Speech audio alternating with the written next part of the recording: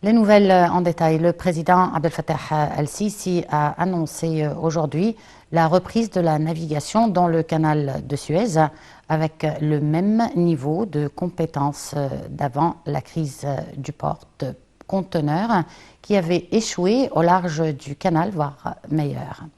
El-Sisi a fait cette déclaration lors d'une conférence de presse internationale tenue au siège de l'autorité du canal de Suez à Ismaïlia.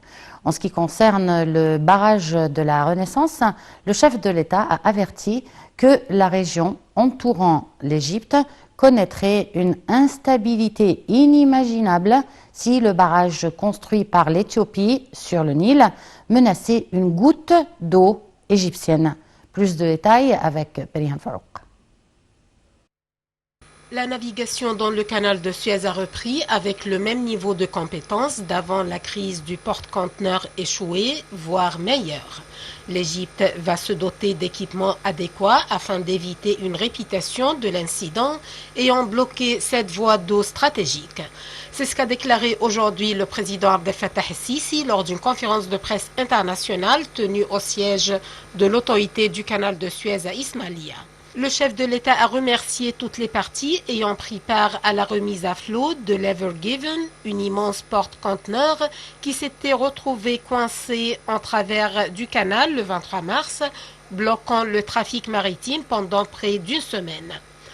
La crise a montré à quel point le canal est important pour le monde, a ajouté le président El-Sisi, qui avait qualifié lundi de réussite égyptienne les opérations de dédégagement du géant des mers. La visite effectuée par El-Sisi au siège de l'autorité du canal de Suez intervient au lendemain de la remise à flot de l'Ever Given par les équipes techniques du canal.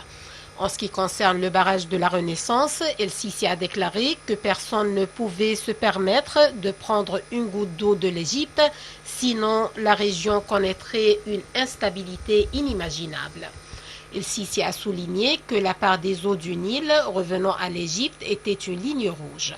Le président a toutefois précisé qu'il ne menaçait pas et que l'Égypte n'avait jamais menacé, martelant toutefois que la réaction du Caire au cas où l'on porterait atteinte affectera la stabilité de l'ensemble de la région. Il a ajouté que le combat de l'Égypte est un combat de négociation en vue de réaliser les intérêts de toutes les parties et de se conformer aux critères et aux règles et droits internationaux.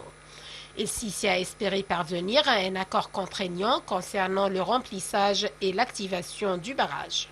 Le président a ensuite inspecté le centre d'entraînement et de simulation maritime de l'autorité du canal de Suez, où il a été mis au courant des différentes activités du centre et des différentes phases de la crise du porte-conteneurs panamien jusqu'à sa remise à flot.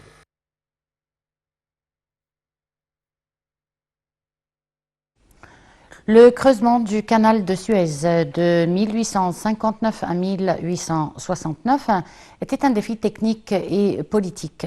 Il entraîne une véritable évolution dans le monde entier en rapprochant l'Europe de l'océan Indien et du Pacifique, constituant dès son ouverture un enjeu stratégique majeur dans les relations entre Orient et Occident. Le creusement d'un nouveau canal et son inauguration en août 2015 représentent une grande épopée nationale. Et combien d'autres épopées de construction qui se succèdent sur le sol égyptien. Un retour sur l'histoire du canal de Suez dans un récit signé Sadi Hamed et Yara Choucha. Le projet de canal reliant la Méditerranée et la mer Rouge existe depuis l'Antiquité. Les Égyptiens ont réalisé une jonction fluviale entre le Nil et la mer Rouge qui traverse les lacs amers dès le 7e siècle avant Jésus-Christ.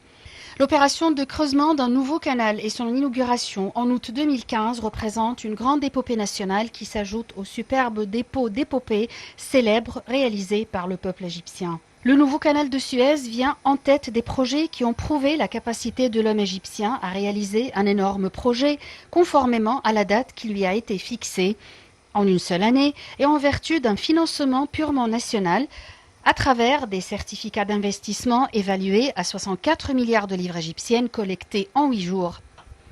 Sans doute, le nouveau canal de Suez a un effet direct à court et à long terme, surtout en ce qui concerne l'augmentation du nombre de navires et les heures d'attente.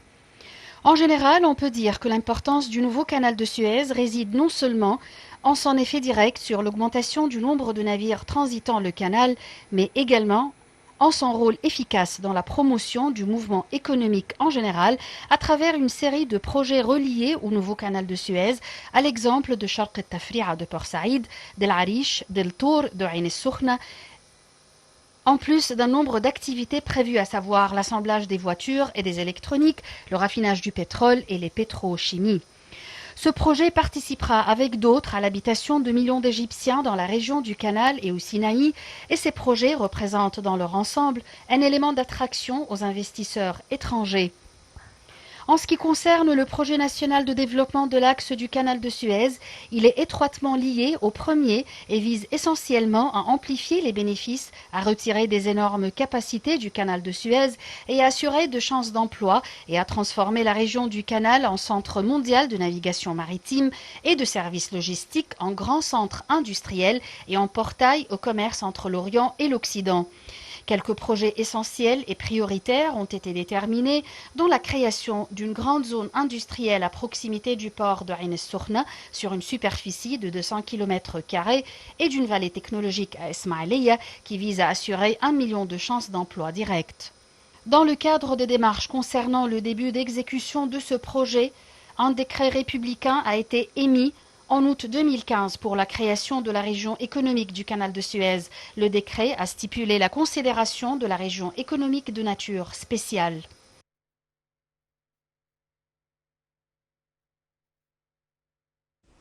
Sur le plan économique, les indices de la bourse du Caire ont terminé en hausse à la clôture de la séance d'aujourd'hui, soutenus par des opérations d'achat des investisseurs étrangers.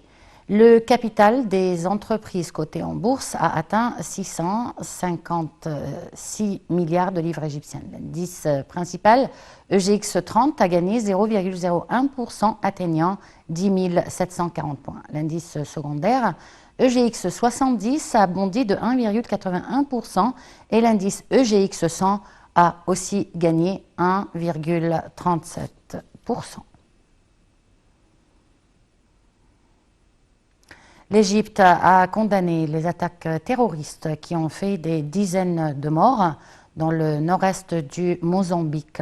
Dans un communiqué du ministère des Affaires étrangères, l'Égypte a affiché sa solidarité avec le peuple mozambicain contre le terrorisme qui vise la stabilité du continent africain et présente ses condoléances aux familles des victimes. Le 24 mars, des commandos ont attaqué la ville, tuant des dizaines de civils, policiers et militaires. La ville est tombée entre leurs mains dans la nuit de vendredi à samedi.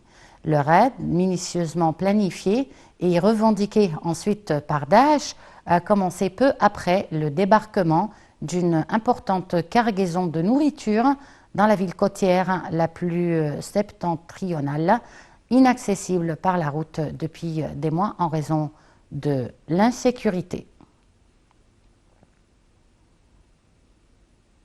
Les États-Unis